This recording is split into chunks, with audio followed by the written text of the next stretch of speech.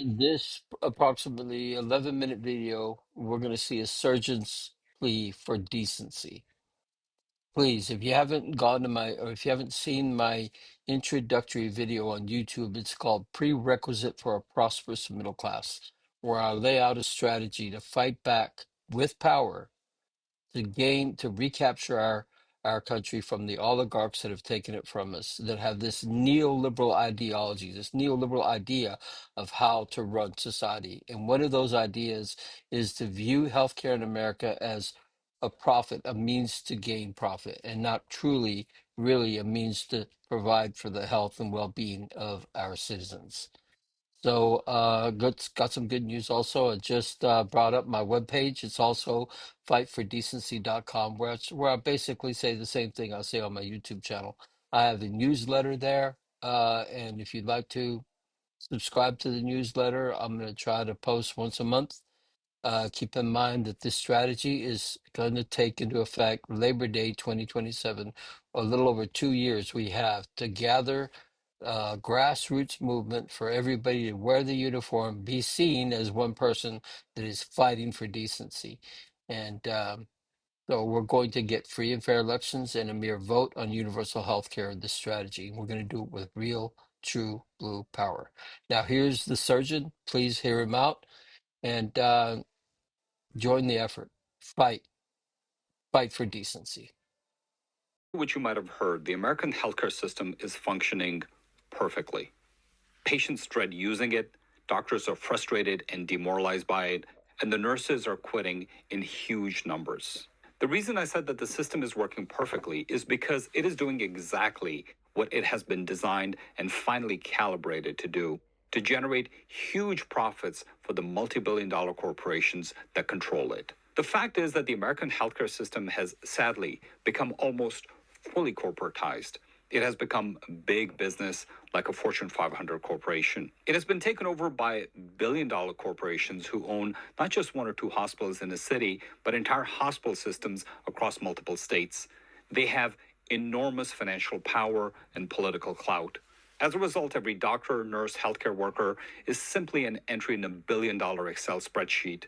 We, as doctors, nurses, and patients, we exist to generate immense profits for this enterprise.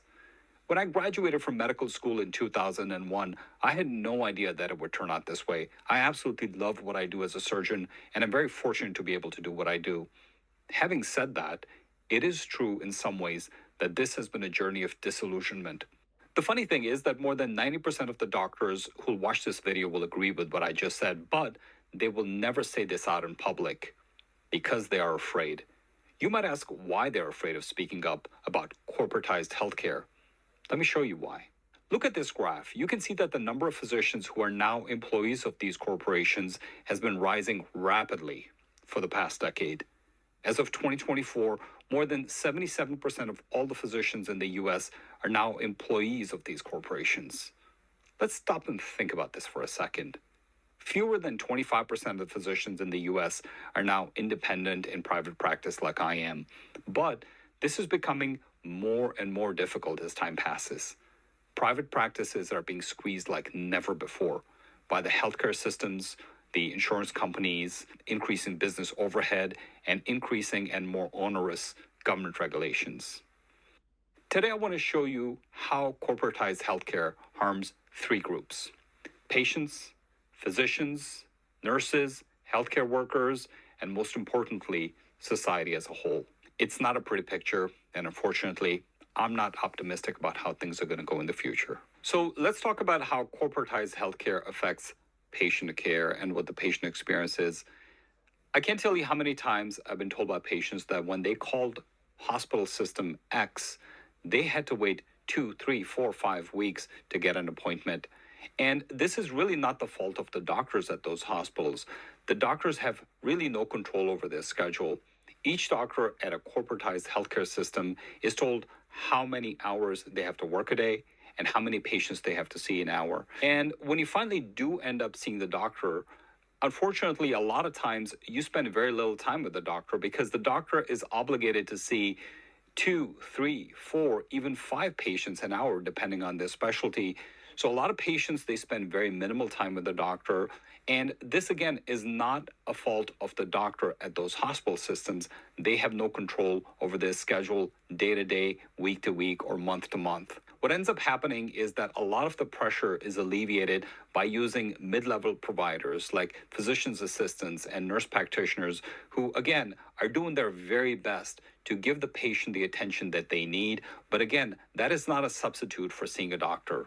Also, a lot of times, the corporate healthcare systems, they will treat every problem by an algorithm. For example, if you call in to a hospital system and say you have sciatica, they will have you see practitioner A. And if that treatment does not work, they'll push you over to B. And then if that doesn't work, they'll push you up the escalation ladder. And finally, you may end up meeting the surgeon. Well, all patients are not the same. Patients have to be listened to individually, and every patient with sciatica is not the same. Some people have horrible, severe sciatica that needs to be seen within 24 hours. Other patients can perhaps wait a little bit longer.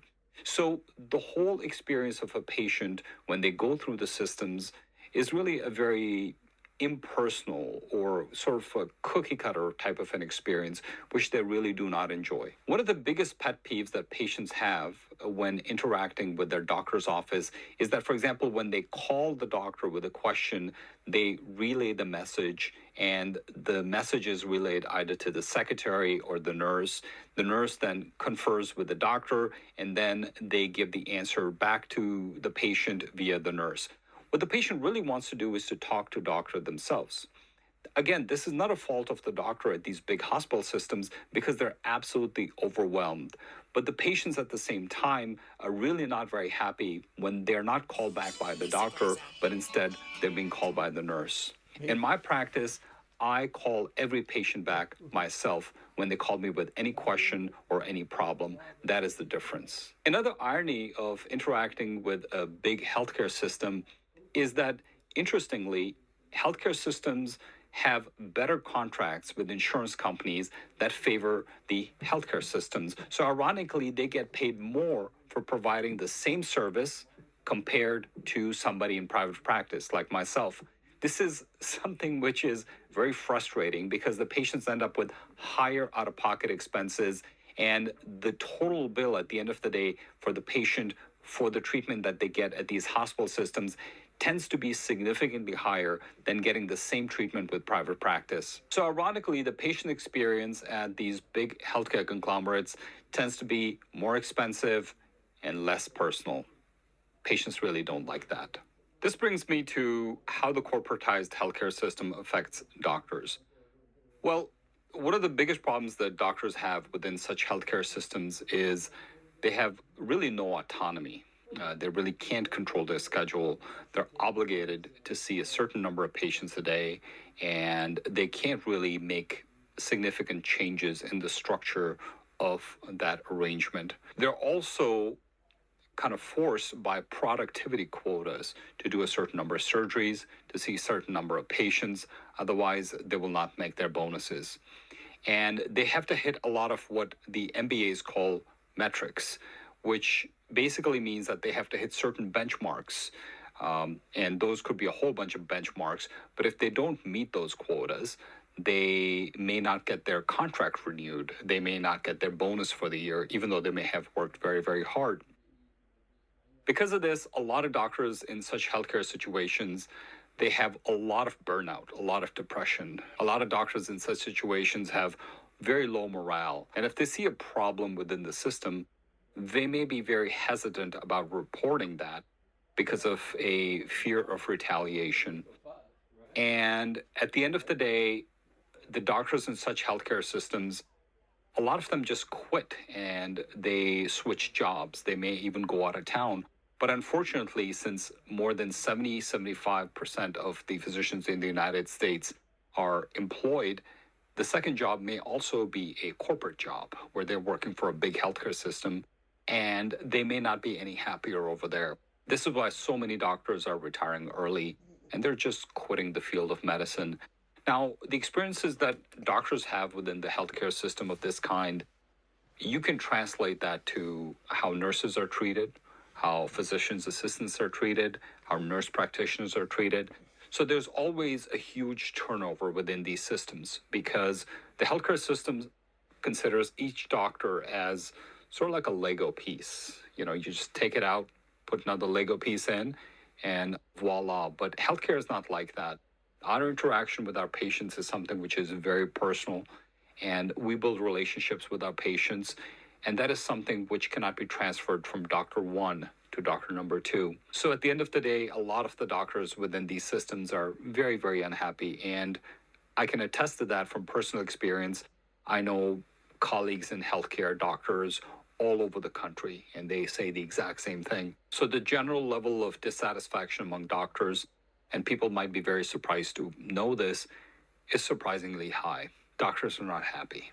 So how does corporatized healthcare environment affect society as a whole? The biggest effect that corporatized healthcare has on society, I think, is the fact that it severely limits the choices that are available to patients. Over a period of time, if your city had 6 or 7 hospitals, well, now they're basically consolidated and you have two competing healthcare systems. So you basically have functional monopolies. So there might be a huge healthcare system A and a healthcare system B. But from a practical standpoint, both of these hospital systems are basically about the same. So you have to kind of pick your poison. What do you want? The other effect of rising monopolies is rising of healthcare costs, because paradoxically, these big healthcare systems can negotiate much better contracts when they negotiate with healthcare insurance companies. And because of their bargaining power, they can provide a service at a significantly higher cost than a private practice would be able to. And as a result, the cost of healthcare will rise, and it has risen dramatically in the United States. In fact, healthcare costs are the number one cause of personal bankruptcies in the United States. So, overall, this breeds a level of dissatisfaction among the population, and it leads to a lack of trust in the healthcare system. I think the biggest example of that was what happened in 2020. I'm very curious what my viewers will think about what I just said today. If you have any thoughts, please share in the comments below. Thank you for watching. So there you have it. A surgeon's plea for decency. This is really eye-opening. When you hear a surgeon actually telling you how the system works and how it's detrimental to society in general, we need to get rid of this. And the thing is that you actually do have the power to do it. You, as an individual watching this video, you as one person, all you really need to do to be rid of this neoliberal way of doing, of running a society, is to make a decision to fight. Wear the uniform, red and white on your body and red and white streamers on your vehicle, and let everybody know that you get in contact with, whether you're driving down the road or shopping at the grocery store. They might tell you, oh, so you're a Trump fan? And do you see the contradiction there? You know, a fascist running our country, and yet you wear the colors of the Republican Party, saying that you're fighting for decency. If that doesn't catch a raised eyebrow and makes what people think, what's going on here? Those two are not compatible. We're fighting for decency, and you can get it done by Labor Day 2027. It can happen. And here's the kicker. Trump actually is probably the right president to do it. And the reason for this is that he's a narcissist. He cares very much about his legacy, and he would love nothing more to be recognized and known in history as the president that presided over the crisis in America to fight to get our country back. And he could use the bully pulpit to do the one thing he might do right in all his whole life, is a fight for on behalf of the people, and use a bully pulpit to get free and fair elections. Because if he doesn't, he's facing something quite powerful, which is a whole nation sitting at home ready to organize and to strategize on what our next step might be to fight to get our country back. Because the most important thing also you need to understand here is by following the strategy, most people start to really truly understand what has happened to the United States and the people over the last 40 years. And that is that we are fighting an ideology that focuses on the worst of humanity, the worst of the human condition, all about one person, all about profits. And that is indecency. Fight for decency. Wear the uniform and fight with me. You can get it done by Labor Day 2027. Make your decision and fight.